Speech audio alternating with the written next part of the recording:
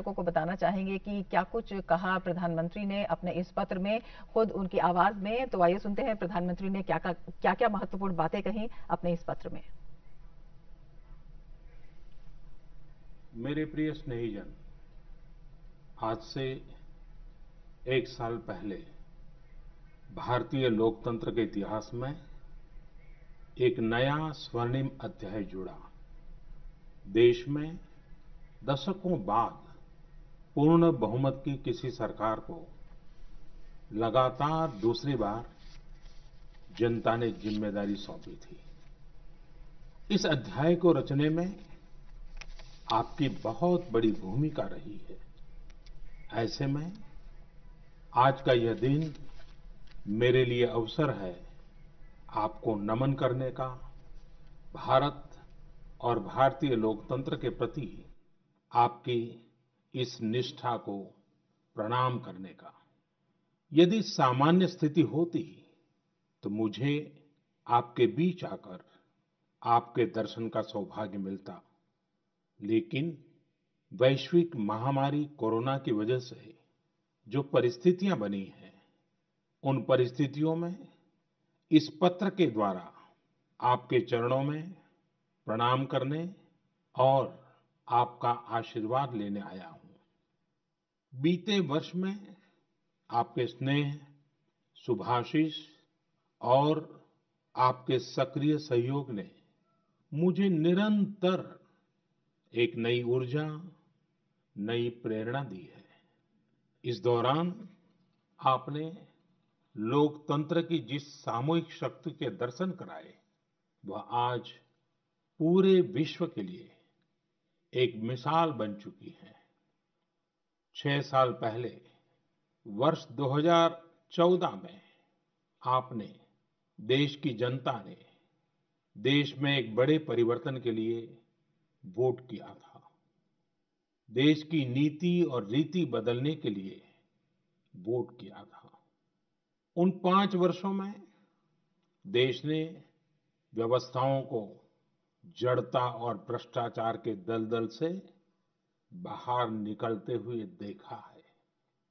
उन 5 वर्षों में देश ने अंत्योदय की भावना के साथ गरीबों का जीवन आसान बनाने के लिए गवर्नेंस को परिवर्तित होते देखा है।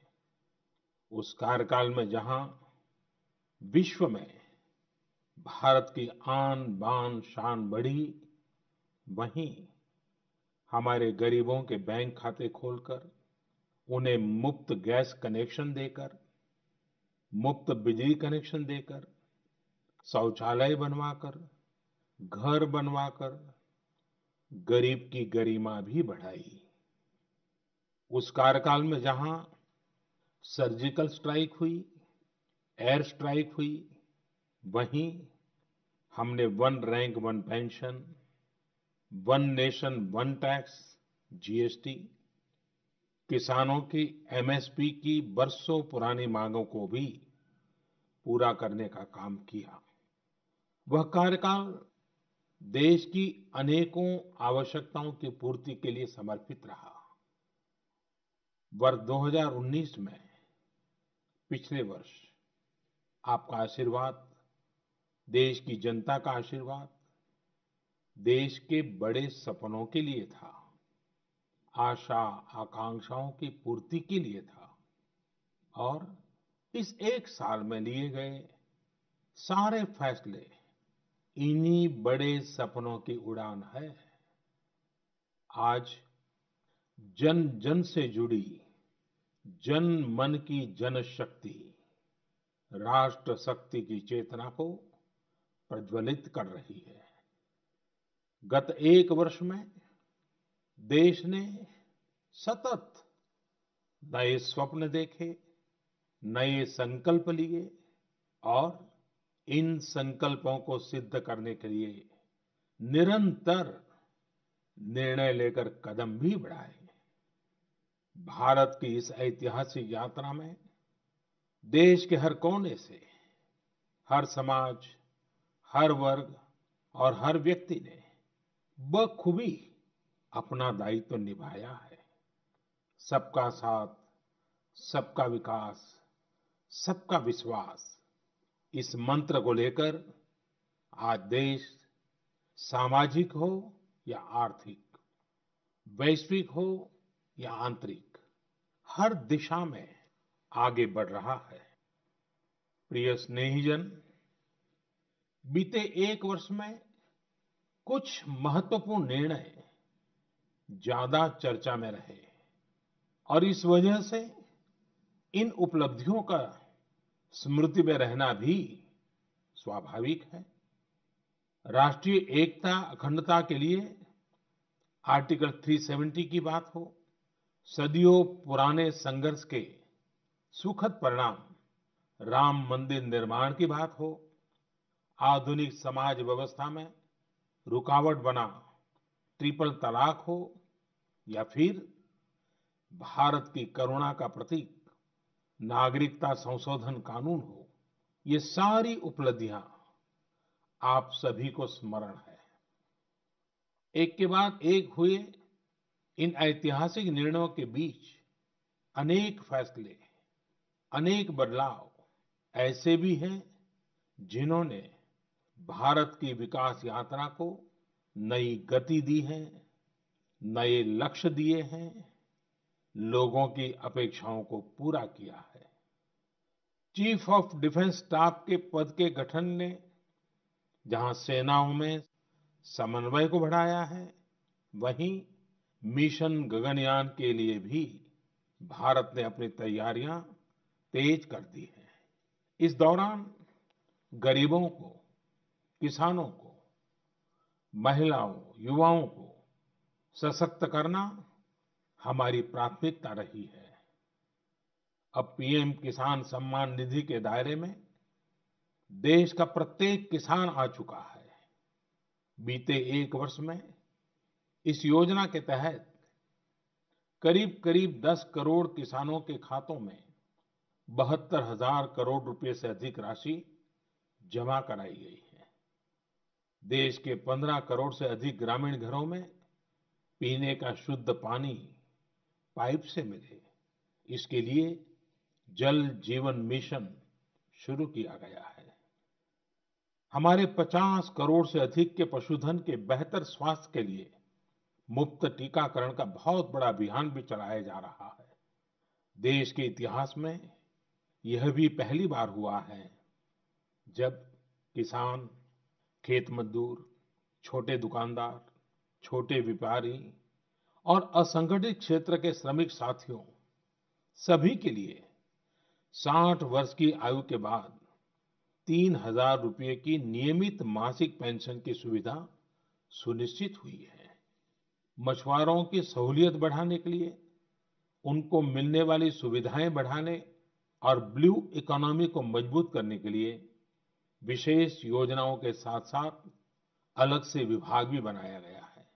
इसी तरह व्यापारियों की समस्याओं के समय पर समाधान के लिए व्यापारी कल्याण बोर्ड के निर्माण का निर्णय लिया गया है। स्वयं सहायता समूहों से जुड़ी लगभग 7 करोड़ बहनों को भी अब ज्यादा वित्तीय सहायता दी जा रही है। हाल में ही स्वयं सहायता समूहों के लिए बिना गारंटी के ऋण को 10 लाख से बढ़ाकर 2 गुना यानी 20 लाख कर दिया गया है। आदिवासी बच्चों की शिक्षा को ध्यान में रखते हुए देश में 450 से ज्यादा नए एकलव्य मॉडल रेसिडेंशियल स्कूलों के निर्माण का अभियान शुरू किया गया है। सामान्य जन के हित से जुड़े बेहतर कानून बने, इसके लिए भी बीते वर्ष में तेज गति से कार्य हुआ है। हमारी संसद ने अपने कामकाज से दशकों पुराना रिकॉर्ड तोड़ दिया है। इसी का परिणाम है कि चाहे कंज्यूमर प्रोटेक्शन एक्ट हो, चिट फंड कानून में संशोधन हो, दिव्यांगों, महिलाओं और बच्चों को अधिक सुरक्षा देने वाले कानून हो, ये सब तेजी से बन पाए हैं। सरकार की नीतियां और निर्णयों की वजह से शहरों और गांवों के बीच जो खाई है वो कम हो रही है। पहली बार ऐसा हुआ है जब गांव में इंटरनेट का इस्तेमाल करने वालों की संख्या शहर में इंटरनेट इस्तेमाल करने वालों से 10% ज्यादा हो गई है। देश हित में किए गए इस तरह के ऐतिहासिक कार्यों और निर्णयों की सूची बहुत लंबी है।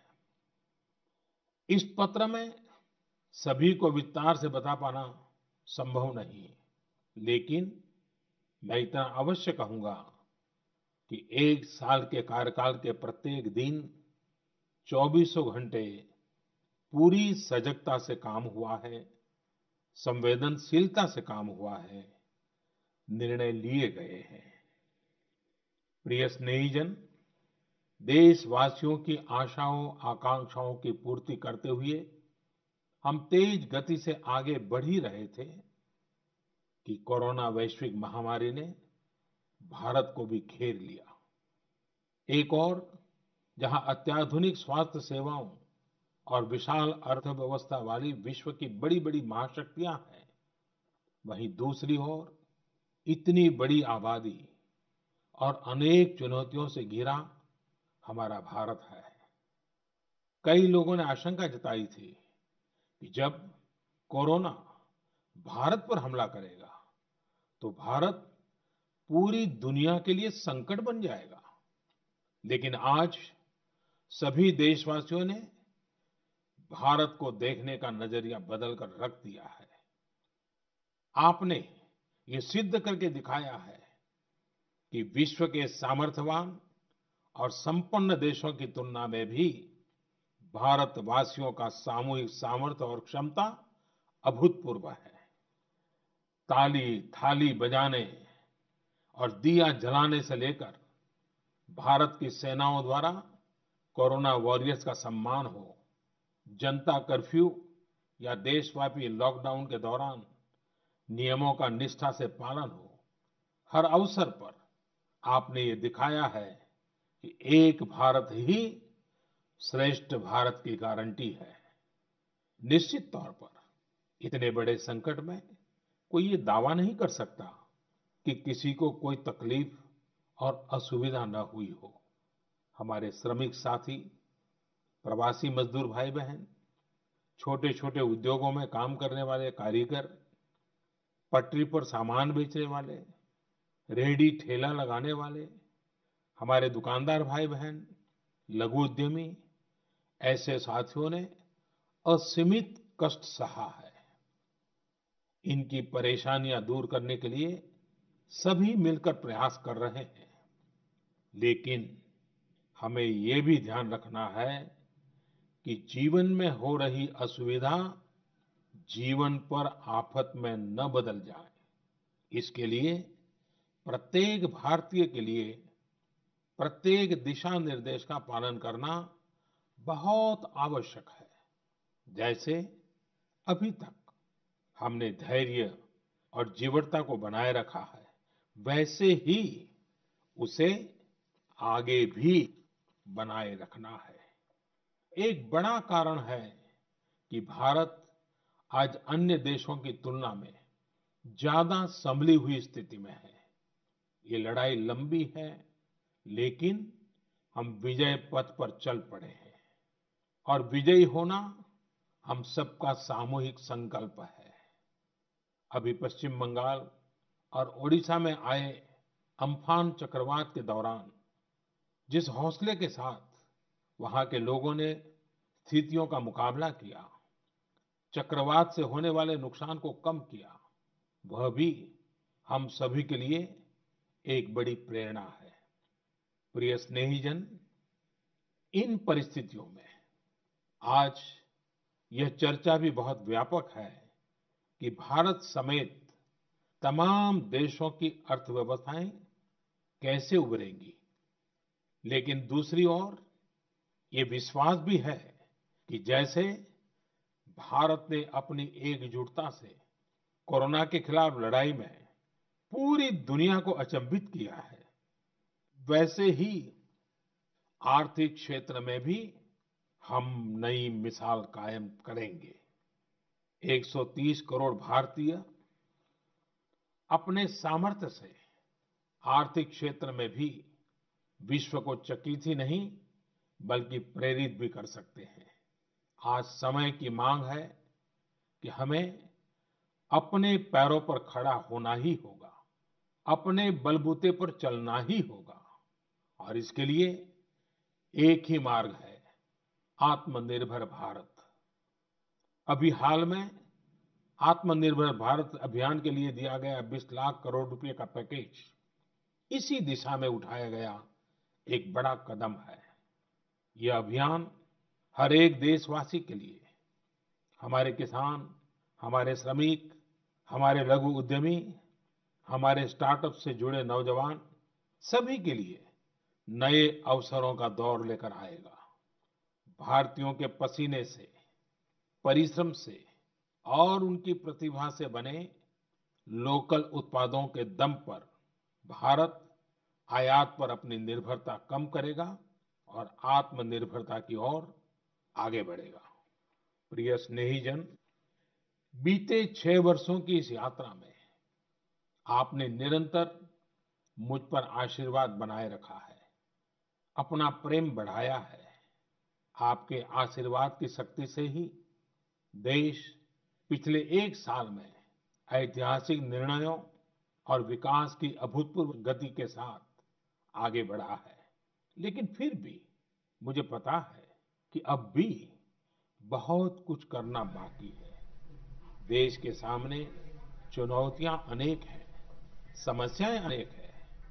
मैं दिन रात प्रयास कर रहा हूं। मुझ में कमी हो सकती है, लेकिन देश में कोई कमी नहीं है और इसलिए मेरा विश्वास स्वयं से ज्यादा आप पर है, आपकी शक्ति, आपके सामर्थ्य पर है।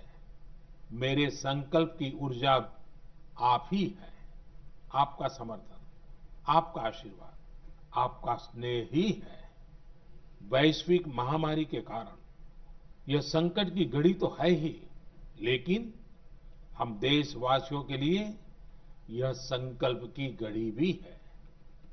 हमें यह हमेशा याद रखना है कि 130 करोड़ भारतीयों का वर्तमान और भविष्य कोई आपदा या कोई विपत्ति तय नहीं कर सकती। हम अपना वर्तमान भी खुद तय करेंगे और अपना भविष्य भी। हम आगे बढ़ेंगे, हम प्रगति पथ पर दौड़ेंगे, हम विजयी होंगे। हमारे यहां कहा गया है, कृतम में दक्षिणे हस्ते, जयो में सव्य आहिता। यानी हमारे एक हाथ में कर्म और कर्तव्य है तो दूसरे हाथ में सफलता सुनिश्चित है। देश की निरंतर सफलता की इसी कामना के साथ मैं आपको पुनः नमन करता हूं। आपको और आपके परिवार को मेरी हार्दिक शुभकामनाएं। स्वस्थ रहिए, सुरक्षित रहिए, जागरूक रहिए, जागरूक रखिए।